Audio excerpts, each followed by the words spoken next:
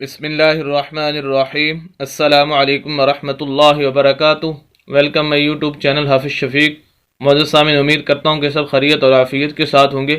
الحمدللہ تختی نمبر 11 اس کا پارٹ 26 26واں سبق آج ہم پڑھنے جا رہے ہیں، جس کے اندر ہم زبر زیر پیش، دو زبر دو زیر دو پیش، کھڑی زبر کھڑی زیر الٹا پیش، حروف مدہ اور لین، ساکن حروف قلقلہ، غنہ کرنے کا طریقہ اور وقف کرنے کا طریقہ، یہ تمام چیزیں انشاءاللہ ڈسکس کریں گے۔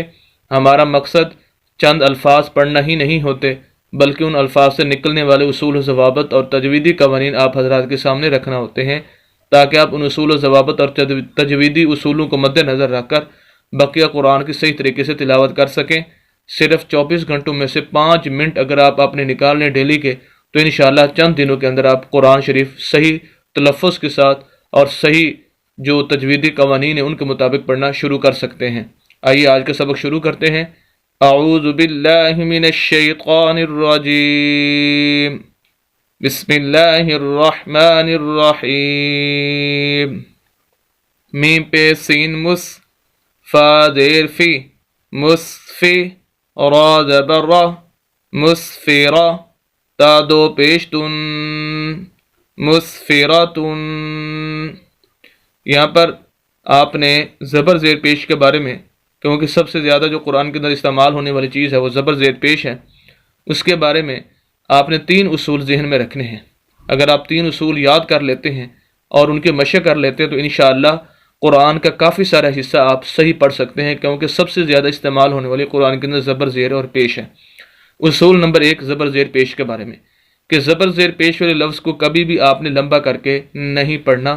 مثال کے طور پر جیسے اب ادھر میم کے اوپر پیش ہے، فا کے نیچے زیر ہے، را کے اوپر زبر ہے، اب ایسے نہیں ہے کہ فا زیر فی، را زبر را، یہ درست نہیں ہے، تو زبر زیر پیش والے لفظ کو لمبا نہیں کرنا۔ اصول نمبر 1 یہ ہے۔ اصول نمبر 2 زبر زیر پیش والے لفظ کو جھٹکا دے کے نہیں پڑھنا۔ فا زیر فی، را زبر را، ایسے نہیں، فا زیر فی، را زبر را، ایسے پڑھنا ہے۔ اصول نمبر 3 زبر زیر پیش والے لفظ کو مجہول نہیں پڑھنا، اور یہ بہت زیادہ پایا جاتا ہے، غلطی پائی جاتی ہے، خصوصاً عورتوں کے اندر یہ غلطی پائی جاتی ہے۔ مجہول کیا ہے کہ مثال کے طور پر یہ میم کے اوپر پیش ہے، میم پیش مو، اس کا صحیح تلفظ یہ ہے میم پیش مو۔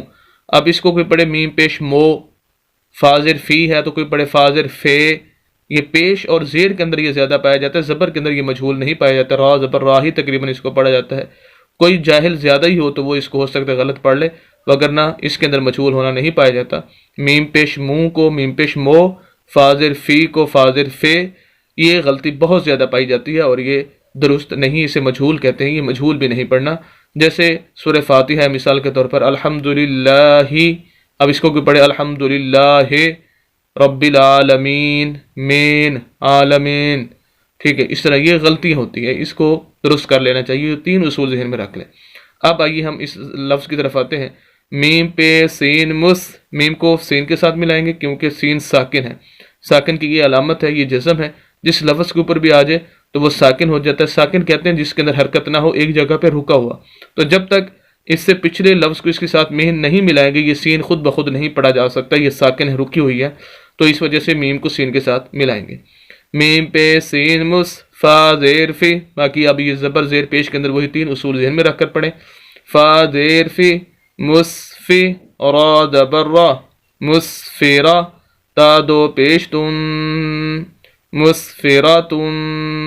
غنہ کریں گے، تنوین ہے تو غنہ ہوگا، غنہ کہتے ہیں ناک میں آواز لے جانے کو، تنوین کے اوپر تقریباً جو ہے وہ غنہ ہوتا ہے، تنوین کہتے ہیں 2 زبر 2 زیر 2 پیش کو۔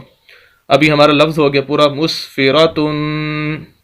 اب یہاں پر اگر ہم وقف کرنا چاہیں، سانس توڑنا چاہیں، یہ تو بغیر سانس توڑے ہم پڑھ رہے ہیں پورا لفظ مسفرتن، لیکن اگر ہم سانس توڑیں گے، وقف کریں گے تو اس صورت میں مسفرتن نہیں پڑھا جائے گا، بلکہ آخری جو حرف ہے تا ہے، اس کو ہم 2 اس کے اندر تبدیلیاں کریں گے وقف کے لیے۔ ایک تو یہ اس تا کو ہا کے اندر بدل دیں گے، تا کو ہا پڑھیں گے، تا کو تا نہیں پڑھیں گے۔ دوسرا یہ کہ اس کو ہم ساکن کر دیں گے، جب یہ تا کو ہم ہا بنا دیں گے، ہا کو ساکن کریں گے، جیسے ہی ہم اس کو ساکن کریں گے تو اس پر یہ والی علامت جو ہے وہ تا کے اوپر بھی آ جائے گی، اور اس کی تنوین 2 زبر 2 زیر 2 پیش یا زبر زیر پیش جو بھی لفظ کے اوپر نیچے ہے وہ ختم ہو جائے گی۔ یہ 2 تبدیلیاں کریں گے تو پھر ہمارا لفظ بنے گا مسفرہ، مسفرہ، یہ ہمارا لفظ بن جائے گا، اور یہی اصول پایا جائے گا ان تینوں حروف کے اندر۔ جب ہم وقف کریں گے تو یہی اصول کے تحت ہم وقف کریں گے۔ دوسرا لفظ ہے میم پیش حمزہ مو، حمزہ کو پڑھنا ہے، واؤ کو نہیں پڑھنا، حمزہ ساکن ہے، میم کو حمزہ کے ساتھ ملائیں گے اور جھٹکا دے کے پڑھیں گے۔ میم پیش حمزہ مو، صا زبر صا، مو صا، دال زبر دا، مو صادا، تا دو پیش تن، مو صادا تن۔ اس کے اندر کوئی نئی بات نہیں ہے، ساری مسفراتن والی ہی باتیں ہیں اس کے اندر بھی، صرف یہ حمزہ تھا اس کا میں نے بتا دیا۔ وقف بھی ویسے ہی کریں گے، وہی اصول پائے جائیں گے جو اس کے اندر تھے، ساکن کر دیں گے اور تا کو ہاں میں بدل دیں گے۔ وقف ہوگا مصعدہ، مصعدہ۔ آخری لفظ اس لائن کا میم زبر سین مس، غین زبر غا، مس غا، با زبر با، مس غابا، تا دو زیر تن، مس غابا تن۔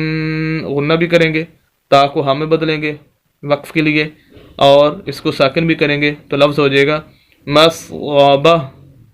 یہ تھے 3 لفظ اور اس سے نکلنے والے اصول و ضوابط آپ حضرات کے سامنے ذکر کر دیے گئے۔